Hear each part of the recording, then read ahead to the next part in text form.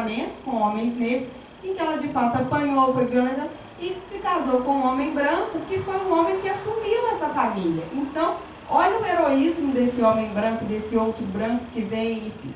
Então, eu acho que tem várias dimensões que a gente vai fazendo essa trama, que vai nos enegrecendo e tudo mais. Agora, eu acho que vale essa reflexão quando a gente pensa, por exemplo, no movimento que foi sendo feito da autodeclaração. A autodeclaração num país em que as pessoas se falam que são moreninhas, bombons e toda marrom e jambo e todo, né, o hortifruti grandeiro. Nossa. Eu já trabalhei no IBGE já, fazendo pesquisa de campo. E aí quando chegava no item de qual que é a sua cor, as pessoas se recusavam a falar. Elas falavam, o que você acha? E aí eu tinha que orientar e falar, não, é autodeclaração e tudo mais. E as pessoas, foi moreno, foi... Exato. Então, dentro dessa perspectiva do constrangimento de quem pergunta e de quem é perguntado, porque também as pessoas não querem perguntar, é uma luta. Você pensa que até hoje a gente luta para que nos formulários de serviço público tenha essa pergunta.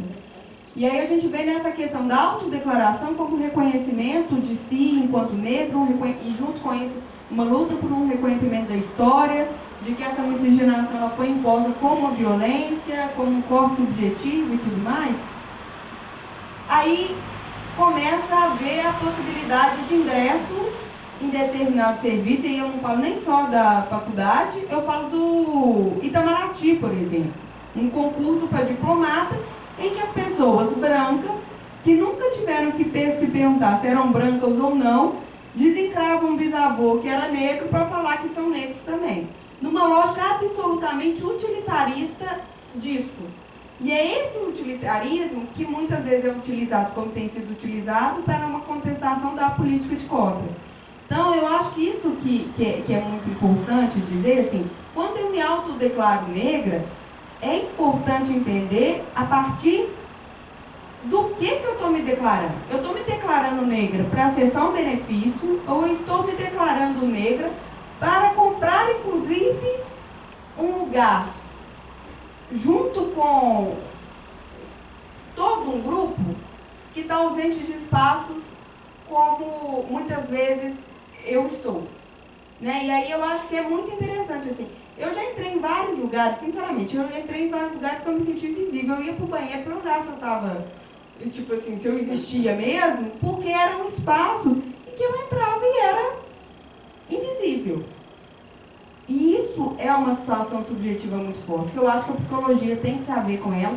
Acho que ainda a gente tem muito pouco, acho que a gente tem um avanço de pesquisas, tem questões importantes e tudo mais, mas acho que é importante, principalmente, que a gente consiga pensar, e aí eu acho que eu quero muito ver essas referências que você diz também, para a gente ter outros com quem a gente possa dialogar, pra gente, porque o que me interessa mais nesse momento é perceber como que tudo isso está introjetado em mim.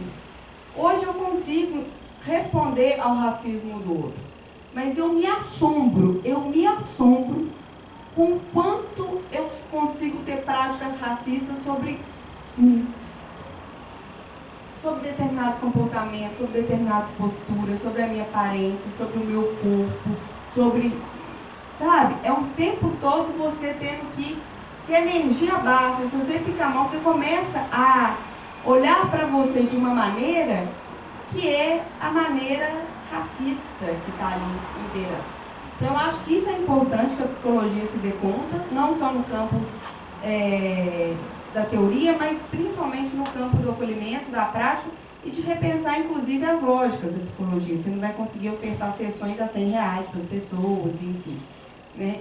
Eu acho que tem muita coisa, mas é isso, é uma construção que também eu vou fazendo, vou me deslocando, vou pensando sobre ela. E eu acho que quando minha tia fala essa questão, é um estranhamento dentro da própria família a gente começar a falar sobre o racismo. O desconforto que provoca é muito grande, assim, né? Porque muitas vezes as pessoas vivem aquilo, mas nomear como racismo é muito difícil mesmo. E daí um pouco dessa questão, assim, eu fico pensando muito nessa prática de ter filhos negros, né? Porque eu fico pensando muito nessa possibilidade de fazer discussões raciais com os meus filhos, dentro da escola, dentro dos espaços que eles frequentam, não simplesmente por eles, mas nessa perspectiva de que precisa ter outras maneiras de experienciar, né? Só para fechar, segunda-feira a gente foi numa escola de periferia fazer uma atividade de Natal e a gente queria fazer um Natal diferente, não queria só levar presente e tal. E a gente levou contação de histórias, com a história de Chico Rei, levamos andarinhas, oficina de musicalização com uma referência de Congado e tudo mais, fizemos, acontecendo tudo e tal. Aí viemos embora, fomos ter os impactos do que era, assim. E aí um dos impactos é que 3 professoras querem fazer a transição capilar, né? E aí eu fico pensando, gente, a última coisa que eu pensei era que o meu cabelo ia fazer alguma intervenção dentro dessa escola, assim. Mas não é o cabelo. E não tem que ser o cabelo, não pode ser o cabelo. É isso que a gente apresenta junto e que vira e fala assim, na nossa história tem um rei, tem uma rainha, e esse caminho de volta de uma história que nos foi roubado, o Denilson usa uma metáfora que eu acho linda, que é a gente precisa dar 20 voltas agora ao contrário dos baobás, para a gente lembrar a nossa história. E quando a gente lembra a nossa história, a gente conta essa história pelo cabelo, pela postura, pelos enfrentamentos, mas também pelo amor. Porque eu acho que quando a gente pensa no abraço negro, a gente precisa entender quais são as possibilidades de afeto e de amor para esse povo negro.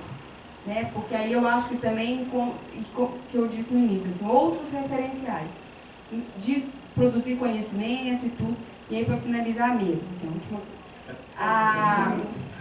quando eu li Bell Hooks, naquele texto Intelectuais Negras, eu recém-entrada no mestrado, que tive que discutir na minha banca de mestrado porque que eu queria estudar algum componente racial, né, com um professor de psicologia social que eu conhecia há muito tempo, eu achei que ele estava mentira. Eu achei, quando ele fez a pergunta, eu achei que ele estava, tipo, levantando a bola, porque, né, tipo, agora que eu vi... Eu acabei de falar, ele falou assim, mas eu acho que você pode tirar essa variável do seu projeto, porque não faz diferença nenhuma aqui. Eu falei, você tá falando sério? Assim, tipo, oi? Mas eu acho que é um pouco nessa perspectiva, assim, né, de que a gente vai fazendo encontros, tendo encontros. E quando eu li a Bell Hooks, na hora que ela fala o que é a intelectual negra, desse processo de isolamento, desse processo de solidão, desse processo de... Se eu pudesse escrever uma carta para a Bell Hooks, falar, você me salvou, você me possibilitou permanecer no mestrado, assim, é disso que a gente... E aí a gente vai fazendo vários encontros. E hoje, eu acho que é esse, assim, hoje as minhas referências são de mulheres negras e elas estão aí, antes para frente, né? E eu acho que é muito importante, porque quando elas entram na vida da gente, não há outra referência, não há outra possibilidade de linguagem, não há outro conhecimento com o qual a gente quer dialogar do que com elas.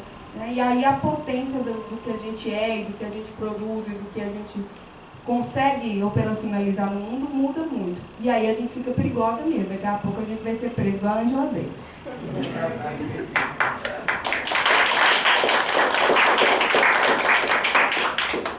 Aproveitando um pouquinho também, né, provocada pela sua pergunta, o CRP ele tem uma comissão, né, que está para ser formada, que é uma comissão para poder discutir as questões étnico-raciais.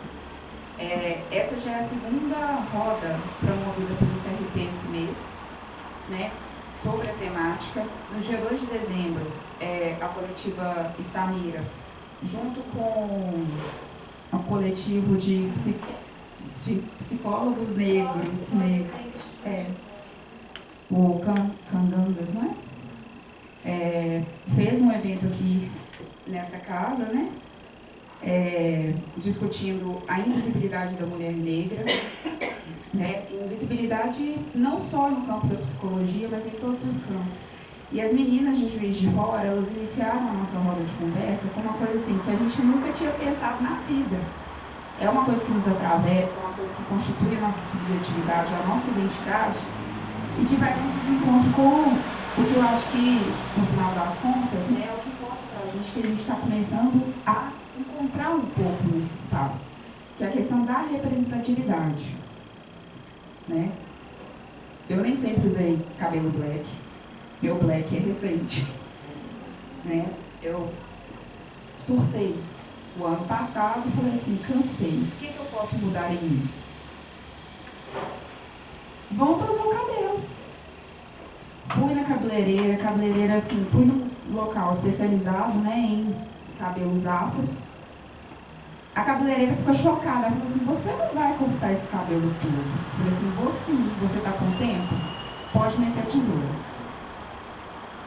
Ela se chocou com a minha segurança naquele momento. Depois que eu cortei o cabelo, eu falei, gente, o que eu vou fazer com esse cabelo? Porque não é só a questão do cabelo, é a questão da identidade. Tem outro fator também que eu acho que é muito relevante, né? Sou mulher, né? A minha construção subjetiva, a minha imagem, a minha autoestima passa pelo meu cabelo, né? Para mulheres isso é muito mais impactante do que pelo homem. E dentro desse contexto, as meninas elas vêm com uma pergunta: como penteavam o seu cabelo quando você era pequena? Ou pequeno, né? Porque haviam homens também na roda de conversa. E para nossa surpresa, até os homens sofreram em algum né, momento da vida com a questão do cabelo, né? Ou porque queria ter um cabelo grande, ou então porque o cabelo também era, a gente tinha um homem negro também no espaço, e ele falou, eu tive muito problema com a minha família quando eu queria deixar meu cabelo grande. Meu pai era do terreiro, não é? Ele era alguma figura representativa, né, importante dentro de um terreiro de candomblé. E ele teve muito preconceito por parte da mãe dele, que era negra. Né? Então, como é que isso tudo impacta a gente? Como é importante a gente, nós, negros e negras, ou pretos e pretas, né, temos uma referência dentro da psicologia que nos represente. Né? Então, eu penso que nessa vertente, o CRP está preocupado com isso, né? Porque não só pela questão, né, de gênero, que é muito debatida, que é muito pontuada, mas representar também os psicólogos e psicólogas negras e negros, que também fazem parte desse espaço, que também precisam se sentir representados por esse espaço. Né? Então, assim, espero que a gente consiga caminhar nessa vereda, que não vai ser fácil, mas a gente está disposto a agarrar o botão chifre.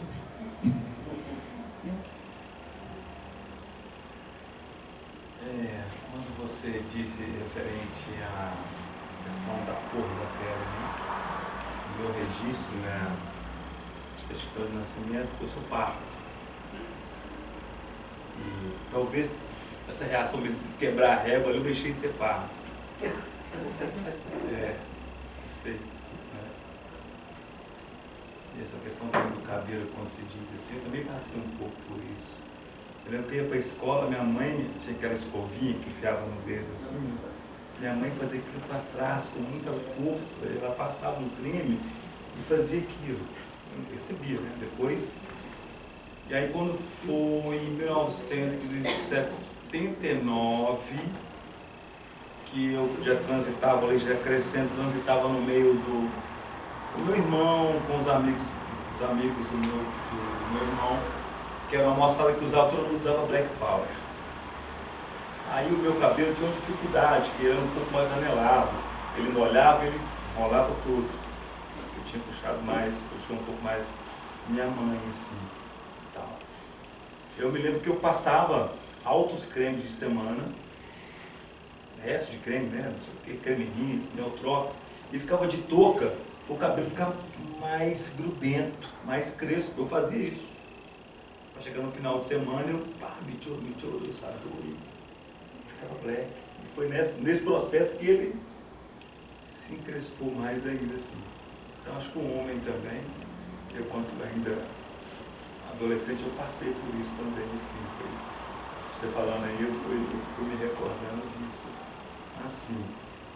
quando você fala, não, desculpa, quando você fala assim, fiquei aqui numa viagem, foi o seguinte, porque quando Diva, ela disse, né, que na época dela na faculdade, na FMG, a Fafiche, já se ouvia, se presenciava, era muito clara essa questão do racismo, dessa academia branca, e você de outra geração, de agora, o mesmo cenário, e aí, o que fazer? Que de repente é o momento de você, né? Eu questiono meu filho também. E aí, você vai fazer o quê? Você vai formar lá, vai passar o seu período, você vai deixar também para o seu irmão mais novo se ferrar como você ferrou. O que tem que ser feito? Tem que ser feito algo. Tem que sair dessa bolha, né, que a gente passa para... Outro dia mesmo, no portão da minha casa, estava conversando, não sei se o Léo já tinha chegado, a Vigiane, os dois músicos da banda que estão fazendo, e Thiago, que fazem música. Thiago faz no Palácio, não é isso? O Gianni, ele me falando, puxa, eu tenho que estudar marimba em outro, marimba em outro instrumento que é da música erudita. Poxa, eu não vou ter uma prova semana que vem, eu vou tomar pau, eu não tenho esse instrumento, é muito caro. Eu fiquei pensando assim, caraca, o moleque lá de Ribeirão das Neves, ama música, já é músico, é baterista do Berimbau, está fazendo música no Parque das Artes. Ele vai tomar pau porque ele tem condições de comprar um instrumento desse tamanho, da música erudita, que ele vai tocar ali naquele curso dele, talvez não toque nunca mais na vida dele. Ele vai ter uma grana aí para comprar 7, 10 mil reais um instrumento, para ele estudar e passar na prova. Eu fiz assim, para que esse curso tem, não tem nem que rever essa metodologia, não, essa didática, ao invés, poxa, de aprender uma marimba, um xilofone, que é da música erudita, vai aprender a tocar uma bunda do congado, que é banto, você Minas Gerais, você Belo Horizonte, que a divisão não é em 4, não é quadrada, é em 3, é outro tempo, muito mais cabuloso, mais interessante, ou um patangome do congado. Por que você insere, muda essa história? Fiquei no sofrimento do cara. Aí fomos tocar, na mesma semana, fomos tocar em Mariana, sábado agora. Chegou lá na casa que a gente estava, tinha um xilofone, uma marimba. Ele ficou louco. Manda o show. Nossa, eu gostei da primeira meia hora. Ele foi para o quarto, ficou estudando. Eu vendo assim, poxa, que relação de segurança. Cadê uma prova? Fiquei pensando assim, quando você formar, você vai tocar instrumento? Ah, não vou não, então você ganhou o diploma. Entendi. É uma coisa meio que, sabe? É meio que a coisa do... É muito... Eu acho isso perverso. Você entende, Pedro? Então, assim, eu gostaria de te perguntar, hein, Pedro, o que fazer? Você, enquanto homem, negro, nessa atualidade, poxa, você tem uma gama de informação incrível. O que fazer no seu curso, na sua faculdade, para pelo menos você ia falar assim, ó, conheci Diva Moreira, e ela falou que na época dela, essa zorra é assim, e até hoje, por quê, cara? Sabe, tem que... A gente não fizer isso, esse modelo vai ser assim, você não perpetua, assim, perpetua, não dá, saca? Quando eu quebrei a régua na cabeça do guri, ele nunca mais me chamou de macaco. Não é legal ser violento, ser agressivo, nunca é legal. Mas, da forma que eu, de repente, questionar, chama, sei, faz algum tipo de... Não dá pra ficar nessa. Quando você falou aí, poxa, que o curso é assim, poxa, eu vejo sofrimento em você. Então, dá vontade de perguntar pra você, só que eu não vou perguntar o que você está fazendo lá. Não perguntei. Claro. Civil pleasure. Que gravata bonita, hein? Hoje na FMG a gente tem 47 professores e nenhum é negro. Então, você citou a Angela Davis, é isso que eu quero fazer. Eu quero ser professor e ser expulso da faculdade. E assim, o que eu vejo na universidade é isso, que a raça ela é vista como uma categoria demográfica, mas a raça é uma categoria analítica, assim, ela tem esse espaço analítico. Então a gente sempre tem que chegar nesse espaço e racializar tudo. Porque assim, eu sinto falando de novo, ele fala que o problema dele com os canais e com o marxismo é isso, que tipo assim, raça é um fator secundário. Mas assim, eu sinceramente não posso fazer parte de uma coisa que eu sou marginalizado, sabe? Então, assim, eu quero ser professor, eu quero dar aula, quero falar de Fanon, quero falar de Bell Hooks, da Angela Davis. Quero, tipo assim, gente, a psicologia precisa ser racializada. Isso é muito sério.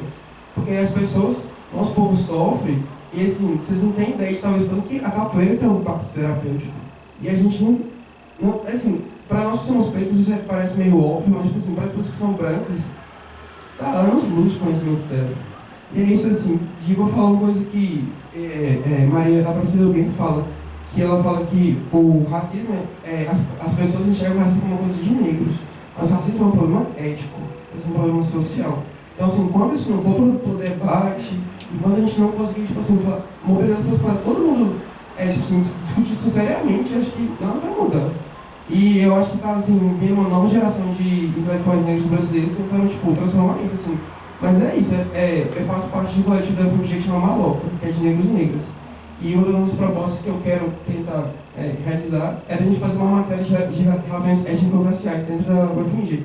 Porque eu só conheço uma universidade que tem essa matéria, é na UFSC, e quem dá é uma professora branca. Professor Teve lá na psicologia, teve duas vezes a psicologia social do racismo. Eu tive com ela. Mas a Cláudia Maior, tipo assim, ela dá uma matéria legal, mas assim, ter uma optativa eu acho pouco. Eu acho muito pouco. Eu tive lá com ela, com eles, tem que na verdade é um grupo, né? Isso. Eu estive lá agora em março, passei esse filme todo e teve uma discussão muito interessante. Esse grupo todo da USP. Não, mas eu faço parte da você falou da professora Cláudia Maior. Ah, tá. Você foi pra Santa Catarina. Sim. Ah, foi bom? Ótimo. Porque é isso, tipo assim, eu acho que a gente tem que ocupar mesmo e levar para o debate, sabe? Eu acho que só com o debate que muda as coisas. Foi interessante porque quando teve a psicologia social do racismo, foi quase 3 meses as pessoas dizendo os racismos que viviam. E aí os alunos brancos viraram, porque quando eu estava na Europa com a camisa do Brasil, aí eu sofri racismo assim. Aí quando. E assim. E foi tão interessante, porque eu concordo com você, uma matéria é pouco. Eu acho que na hora que começou a provocar, acabou a disciplina, entendeu? E aí as pessoas puderam sair de lá e voltar para essa lógica de conforto. Mas essa lógica mesmo, sem brincadeira nenhuma, todo dia tinha um relato emocionado, sincero, profundo, de um aluno branco que tinha sofrido racismo por qualquer outra dimensão. Assim. E é muito difícil, sabe? É muito difícil, às vezes, você olhar e ver e falar assim, não é isso, assim, mas de uma maneira, inclusive, que não inviabilize o debate. Né? Mas que, olha, peraí, calma, né? Vamos pensar, o que você está falando, que recorte que você está fazendo, e esse relato que você está fazendo, ele violenta o seu colega negro que está aqui, calado, porque tinham pouquíssimos alunos negros na sala, que não davam relatos de racismo, porque se fossem dar, aí, né, porque assim, é dor, não é retórica, é dor. A Benilda fala isso naquele livro dela do racismo na escola, e é muito interessante, porque ela conta lá da mulher que ela entrevistou com 70 e tantos anos, que fala que no dia lá, em 1945, no dia tal, ela chegou na escola e ela sofreu racismo. Ela conta com uma situação presencial absolutamente assim, atual do que ela viveu. Ela não está falando, porque no dia que eu estava na África, entendeu? E aquilo ali tem fato. E é muito complicado você às vezes acolher, inclusive algo que deve ter sido dolorido para a pessoa, mas você fala assim, olha, o que você está vivendo é outra coisa. Racismo, escuta o que é. Escuta o que é racismo. Porque eu acho que a grande dimensão do racismo, e que é complicado, assim, não é simplesmente eu posso agredi-lo, sabe? Eu posso agredi-lo de várias maneiras, assim. O problema é que muito, talvez, das minhas agressões podem não fazer gancho com o que ele vive, com o que ele sente, com o que ele percebe dele mesmo. O problema do racismo é essa violência que você sofre e que engancha com o que você também tem que lutar diariamente. Então, assim, Você é nova e você é capaz de ser coordenadora? Você dá conta desse lugar que você está? Você tem recursos para lidar com isso? São perguntas que a gente se faz todos os dias. Mas se você tem aquele lugar como um lugar que existe uma expectativa de que você esteja ali, as pessoas vão ser tolerantes e vão entender que você tem um processo de amadurecimento naquele lugar. Se você ocupa aquele lugar, que é um lugar que você está ali porque as pessoas vão achar ou que é porque não tinha mais ninguém para estar, ou porque qualquer outra coisa, as pessoas ficam na expectativa de que você saia dali. Inclusive as pessoas negras, porque é uma outra luta também interna de você ficar. Né? Então eu acho muito bacana, inclusive, que você tenha o Fanon como referência, porque eu tenho uma pessoa muito próxima, que eu gosto muito, que tinha isso. Ele na faculdade, comigo, ele falava, eu quero ser professor universitário. Assim. E outro dia eu falei que eu vou dar o Fanon para ele ler, porque eu acho que ele está precisando reler o Fanon. Porque ele acabou entrando numa lógica, assim, inclusive disso de que foi um espaço num momento muito auspicioso em termos de cotas, de oportunidades, de bolsa de pesquisas fora e tudo mais. Ele foi fazendo o caminho dele e agora eu estou vendo ele fazendo carreira solo e olhando para trás e falando assim, vocês não se esforçaram tanto quanto eu, sabe? Então eu acho que tem um pouco disso. E aí você virar para mim e falar assim, tem problema? Tem problema? É uma pergunta que eu tenho feito. Assim, tem problema holiday da vida? Tem problemas negros de extrema-direita e tudo mais? E esse lugar não é possível para ele? O negro que ascende socialmente, ele tem que ser militante? Eu estou com essa dúvida. Eu tenho me debruçado muito sobre isso. Agora, se você tem essa proposta de interpelar e de fazer uma diferença no sistema e tudo mais, eu vou te dizer que é importante que você não faça sozinho. E que você esteja aí junto com pessoas, porque vão te minar de todas as maneiras possíveis. E é importante que você tenha gente preta do seu lado para poder falar assim, lembra do que você veio fazer aqui, lembra do que você veio fazer aqui. Vamos falar um comentário assim. Bom, eu não saberia fazer uma pergunta, eu acho que eu deveria fazer uma pergunta sobre o tipo de sofrimento, né, que preconceito acarreta, porque eu não sofro esse preconceito. Sobre outros tipos de preconceito, né? Muitos.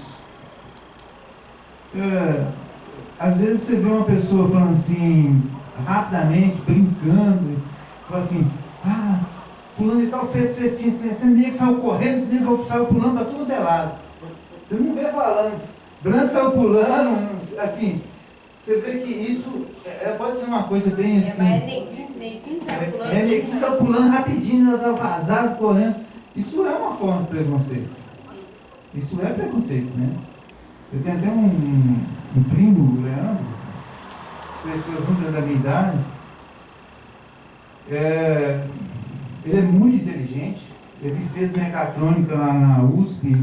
Ele passou de 4 vestibulares direto, segundo grau, aqui de Santo Antônio, escola que estudou aqui.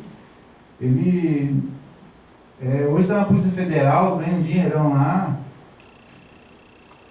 Engraçado que eu, desde criança, eu sempre tive amigos meus, sabe? Meu primeiro amigo meu chamava Jadir. Eu estudei na Lagoinha, eu cresci na Lagoinha, estudei no Colégio Silviano Brandão. E minha avó e minha tia tinham banca de jornal, e eu jogava bola com menino de tudo quanto é jeito. No caminho, ali na frente da igreja São Cristóvão. Branco, pardo, baixinho, alto, brigão, chato, tudo quanto é jeito. E eu acho que isso foi muito bom para a minha vida, porque eu, sinceramente, depois eu tive um outro grande amigo que chamava Jorge. Ele já tinha uns 12 anos, uns 11 anos por aí. Também era amigo. Eu lembro que eu corria muito com ele, gostava muito de correr. A gente postava corrida, das 6 quarteirões. E chegar primeiro, ele sempre chegava primeiro, corria demais. Incrivelmente rápido. E eu acho, assim, eu estou pensando em comentários, sabe? Eu, assim, a minha sogra é negra, né? Eu já até tive com ela, porque olha, minha filha, minha esposa não fala, não anda, está na cama, então ela cuida das minhas 2 filhas dela. E minhas 2 filhas loirinhas lá, e ela negra, de 1,50 m de altura, canta pra danar, canta muito, né? Faz muito showmício na época de campanha, fala para muito candidato. Ela, igual ela fala, tem 1,5 metro, mas ela não é pedaço. Ela sempre fala isso. Eu vou adotar essa. Não é pedaço. Nossa, ela é federal, sabe? Eu também gosto muito do meu sogro, o marido dela. Ele é um tipo de personalidade que eu acho muito raro. Ele é uma pessoa que pode escrever o que ele fala. É muito difícil pessoa assim. Meu pai não é assim, eu não conheço ninguém da minha família assim. O que ele fala, ele chama Pedro Clemente. O que